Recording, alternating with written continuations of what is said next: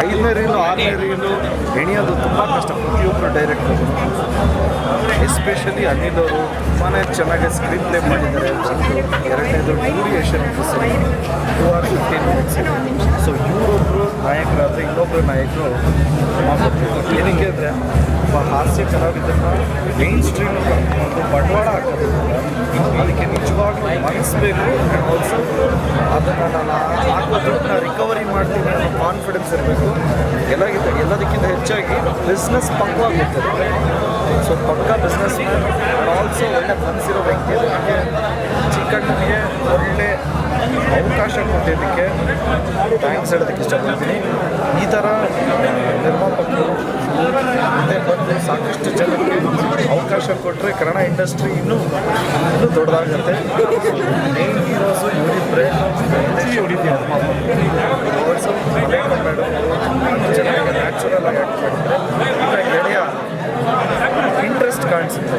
ಡಾನ್ಸಲ್ಲೇ ಆಗಲಿ ಫೈಟಲ್ಲೇ ಆಗಲಿ ಎಫರ್ಟ್ ಕಾಣಿಸುತ್ತೆ. ಸೊ ಇಡೀ ಎಂಟೈರ್ ಉಪಾಧ್ಯಕ್ಷ ಟೀಮ್ ಆಲ್ ದ ಬೆಸ್ಟ್ ಹೇಳೋದಕ್ಕೆ ಇಷ್ಟಪಡ್ತೀನಿ. ಆ್ಯಂಡ್ ಸಿನಿಮಾ ಬಗ್ಗೆ ಹೇಳಬೇಕು ಅಂದರೆ ತುಂಬಾ ಚೆನ್ನಾಗಿದೆ, ಏನು ವಲ್ಗಾರಿಟಿ ಇಲ್ಲ, 100% ಎಂಟರ್ಟೈನ್ಮೆಂಟ್.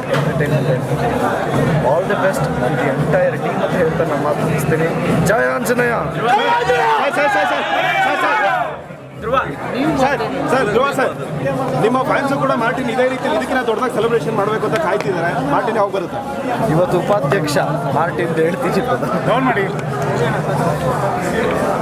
ಜಗಿ ಬಾಯ್ sir, Dhruva sir, as usual Umapathi sir ದೊಡ್ಡ ನಿರ್ಮಾಪಕರು, ದೊಡ್ಡ ದೊಡ್ಡ ಸಿನಿಮಾಗಳನ್ನು ಮಾಡ್ತಾರೆ. ನೀವು ಮುಂದಿನ ದಿನಗಳಲ್ಲಿ ಕೈ ಜೋಡಿಸುವಂಥ ಸಾಧ್ಯತೆಗಳಿದೆಯಾ ಸಂದರ್ಭ ಬಂದರೆ? Definitely, why not, 100. ಕ್ಯಾಮ್ರಾ ಅಣ್ಣ ಎಷ್ಟೋ ನಿಮ್ಮ ಮೂವಿದೆ ಡೈಲಾಗ್ಗಳಿತ್ತು ಅದರಲ್ಲಿ. ಸೊ ಎಷ್ಟು ಎಂಜಾಯ್ ಮಾಡಿದ್ರಿ ಅಲ್ಲ? ಇಲ್ಲ, ನಮ್ಮ ಮೂವಿ ಡೈಲಾಗ್ ಇತ್ತು ಅಂತ ಅಲ್ಲ, ಸಿನಿಮಾ ಕರೆಕ್ಟಾಗಿ ನಾನು ಹೇಳುತ್ತಲ್ಲ,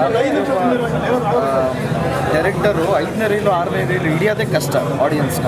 ಸೊ ಅದನ್ನು ತುಂಬ ಚೆನ್ನಾಗಿ ಸ್ಕ್ರೀನ್ ಪ್ಲೇ ಮಾಡ್ಬೋದು. ಚೆನ್ನಾಗಿದೆ, ಎಲ್ಲರೂ ಎಂಜಾಯ್ ಮಾಡೋ ಅಂತ ಸರ್.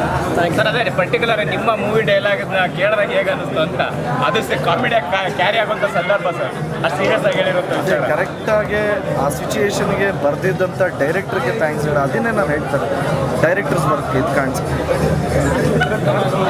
ನೀವು ಮಾತಾಡಿ, ನೀವು ಹೇಳಬೇಕು. ಅಧ್ಯಕ್ಷ ನೀವು ಮಾತಾಡಬೇಕು. SS ಟಿವಿ ಸಿನಿಮಾ ಜಗತ್ತಿನ ಕ್ಷಣ ಕ್ಷಣದ ಸುದ್ದಿಯೊಂದಿಗೆ.